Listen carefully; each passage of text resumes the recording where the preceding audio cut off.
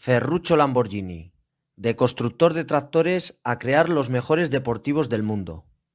Ferruccio Elio Arturo Lamborghini nació el 28 de abril de 1916 en una familia modesta de agricultores de uvas en Renazzo, di Cento, en Italia. Ya siendo muy pequeño, le interesaba más la mecánica de los tractores que la agricultura, y ayudaba a su padre a reparar su tractor.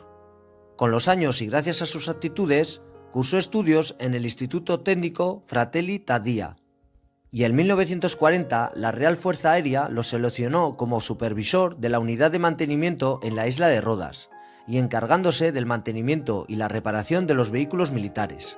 Pero las fuerzas británicas tomaron esta isla en 1945, haciendo prisionero a Lamborghini.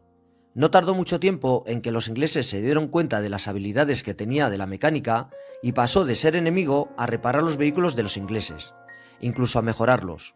Lamborghini no perdió el tiempo y aprendió, más si cabe. Estuvo prisionero durante un año. Cuando terminó la Segunda Guerra Mundial, Lamborghini volvió y en 1946 montó un pequeño garaje en Pieve di Cento donde transformaba vehículos militares en desuso en tractores. Tuvo un gran éxito y consiguió mucho dinero, lo que hizo que se trasladaran a una fábrica más grande, logrando encantar a los granjeros, porque consiguió fabricar los mejores tractores y una producción de 400 vehículos por mes. En este mismo año, Lamborghini participa en la carrera más popular de Italia, que no es otra que la Mille Emilia, y participa con un Fiat Topolino modificado.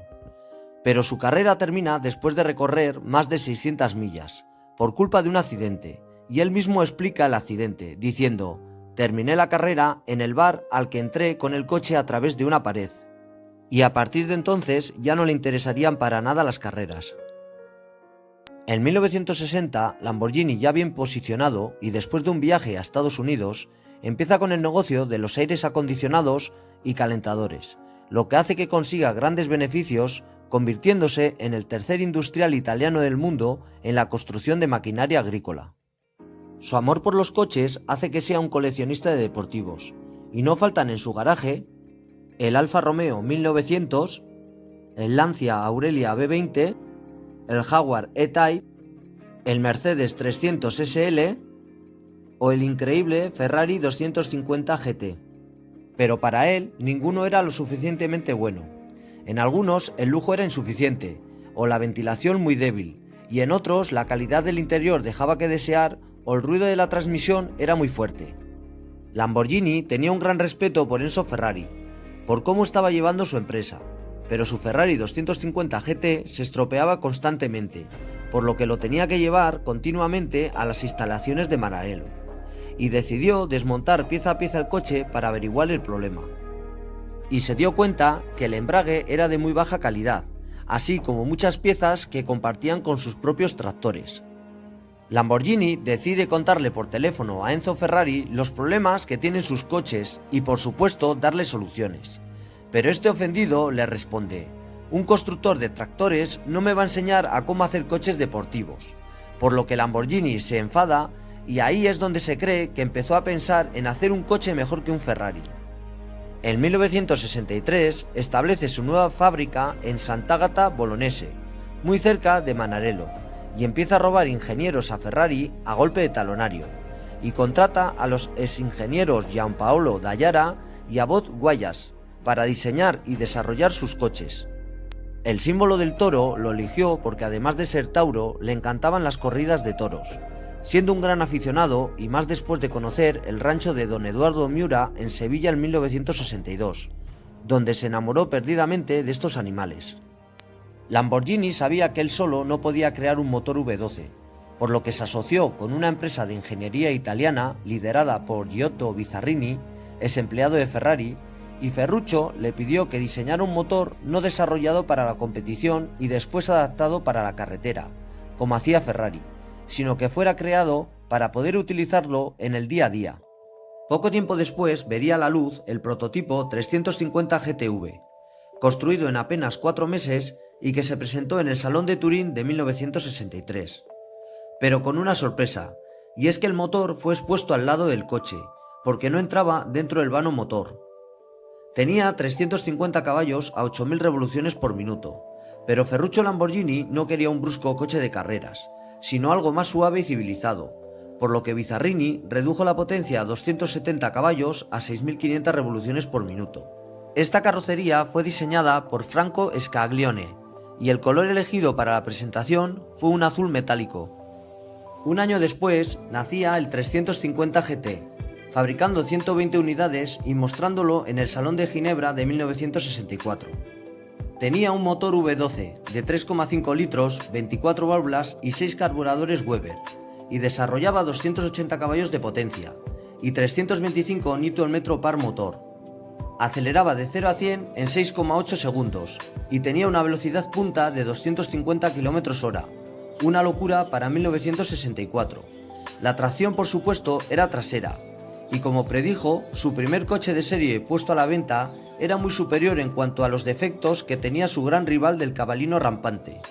En el Salón de Turín de 1965 aparecía la versión cabrio del 350, denominada 350 GTS, pero que por desgracia solo se fabricaron 2 unidades y nunca se pusieron a la venta.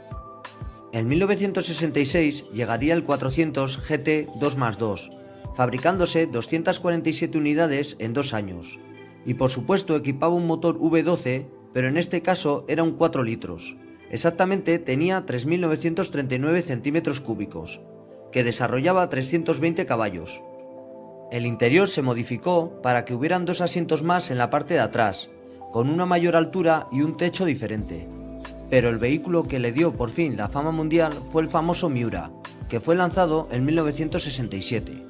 Fue el primer coche de producción en llevar el motor en posición central, y se presentó en el Salón de Ginebra en 1966 como Lamborghini P400 prototipo. Todos los medios especializados se quedaron admirados por la belleza de su chasis, por lo que su diseñador Marcello Gandini fue muy elogiado. Tal fue su repercusión que un año después se inició la producción y se le bautizó con el nombre de Miura. Conservaba la denominación P400, que significa Posteriori 4 litri, y llevaba un motor V12 de 3,9 litros y 350 caballos de potencia con 369 Nm de par motor, acelerando de 0 a 100 en 6,7 segundos y con una velocidad punta de 280 km/h. Hubo 2 versiones más, la Miura 400S y la SV. La primera tenía 20 caballos más respecto a la original y nuevos elementos de confort como el aire acondicionado o los elevalunas eléctricos. La SV tenía 385 caballos y nuevos elementos aerodinámicos, y este modelo comenzó a venderse en el mercado americano a finales de los años 60. Se vendieron un total de 764 unidades de todas sus versiones, hasta el año 1973, cuando cesó su producción. Después llegarían grandes coches como el Islero, el Jarama o el Lamborghini Huracan. En 1972, Lamborghini hizo grandes inversiones para mejorar la capacidad de producción de su fábrica de tractores, para poder cumplir con un pedido muy grande que le habían hecho desde Sudamérica. Pero cuando ya tenía listos y preparados para transportarlos, el pedido se canceló. Esto provocó que la empresa acabara en bancarrota y se viera obligado a vender la empresa de tractores para recuperar parte del dinero invertido. Se la vendió a SAME, otro constructor de tractores italianos, pero la empresa de coches tampoco se recuperaría, ralentizando el desarrollo de los nuevos modelos como el LP500, y empezó a tantear su venta.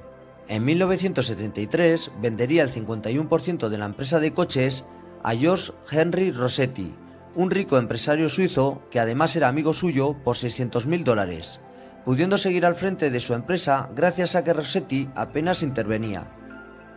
Pero la crisis del petróleo de 1973 repercutiría negativamente en las ventas de automóviles deportivos, además de las nuevas normas legislativas más restrictivas a nivel de emisiones, por lo que en 1974 Ferruccio Lamborghini termina vendiendo el 49% restante de la compañía de coches a René Leimer y desvinculándose totalmente de la compañía, retirándose a una finca de viñedos y dedicándose a ella por completo, creando su propia marca de vinos llamado De Sangue de Miura y vendiendo más de 800.000 botellas al año. Pero antes del descalabro de Lamborghini, en 1968 nombra a Paolo Stanzani director general de la marca, y desde ahí empiezan a desarrollar el LP500, denominado internamente como Proyecto 112. Marcello Gandini, de la empresa Bertone, es el encargado del diseño del nuevo deportivo, y le dejan claro que tenía que sorprender y ser rompedor. El equipo de Gandini toma como referencia al Lola T70 y el Alfa 33 Carabo, por su forma en cuña, y a los primeros bocetos del Lancia Stratos. Hay varias teorías de dónde viene el nombre de Countach, que significa asombroso o alucinante. Unos dicen que fue un agricultor al descubrirlo cuando trabajaban en secreto en una granja cerca de Turín. Otros dicen que fue Nuccio Bertone quien lanzó esta expresión al ver el coche.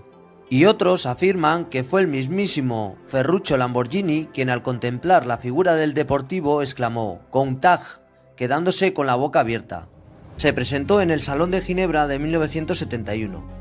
Tenía un motor longitudinal posterior V12 de 5 litros, con un chasis tipo monocasco de chapa de acero soldada por puntos con una sección posterior tubular ligera, que conseguía gran rigidez torsional.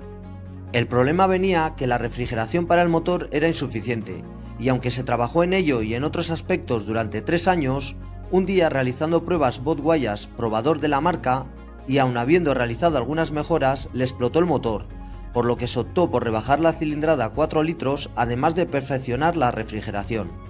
Sea como fuere, fue en el año 1974 cuando el Countach sale a producción, ahora denominado LP400, por su motor de 4 litros V12 y nada menos que 375 caballos a 8.000 revoluciones por minuto, con un par motor de 361 Nm, acelerando de 0 a 100 en tan solo 5,4 segundos y con una velocidad máxima de 309 km/h.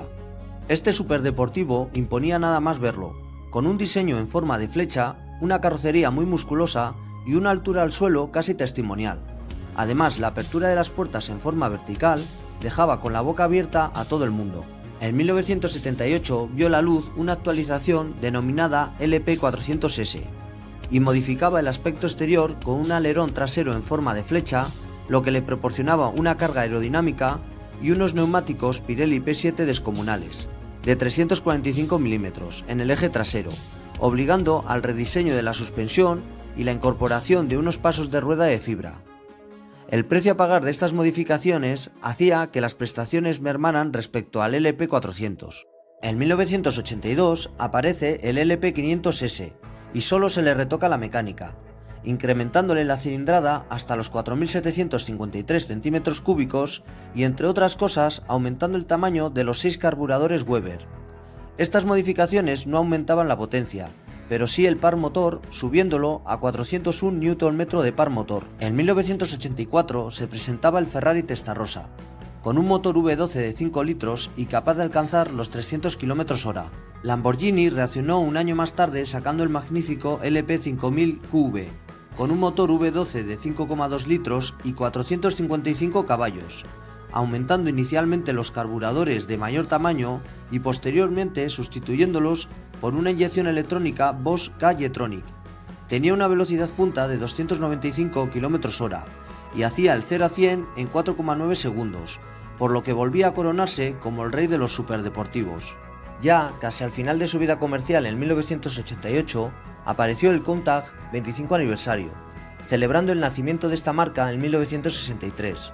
Tuvo un profundo rediseño a nivel estético, como la incorporación de elementos de fibra de carbono o retoques en los frenos y suspensiones, todo bajo la supervisión de un desconocido Orazio Pagani. Pero la historia de Lamborghini no ha sido fácil, como así lo demuestra que ha pasado por 4 empresas diferentes, y es que después de la venta a René Lemier, la empresa se declara en bancarrota en 1977, para que en 1980 se hicieran cargo los hermanos Minran, hasta el año 1987, que la compró Chrysler. Estuvo bajo su paraguas hasta 1994, para vendérsela a Megatech, y esta volverla a vender al grupo Volkswagen en 1998. Hoy en día es una marca muy apreciada y valorada. Con el paso de los años, Lamborghini ha demostrado cómo un constructor de tractores puede hacer los mejores coches, con productos muy exclusivos y con un gran futuro por delante. Pero eso es otra historia que, si queréis y me lo pedís, os lo contaré. Ferruccio Elio Arturo Lamborghini falleció en Perugia el 20 de febrero de 1993, con 76 años de edad, por problemas cardíacos y respiratorios. Hoy en día todo el mundo conoce la silueta única y exclusiva de cualquier Lamborghini. Es el legado que nos obsequió este gran señor a la industria automovilística.